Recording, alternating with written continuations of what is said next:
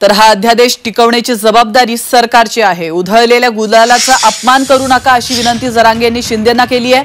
आरक्षणातील कोणत्याही अडचणी सोडवण्यासाठी मी सर्वात पुढे राहीन असं आश्वासन देखील जरांगे पाटलांनी दिलंय। या अध्यादेशाला काही धोका झाला तर मी पुन्हा मुंबईमध्ये उपोषणाला येणार असा देखील इशारा जरांगे पाटलांनी सरकारला दिलाय।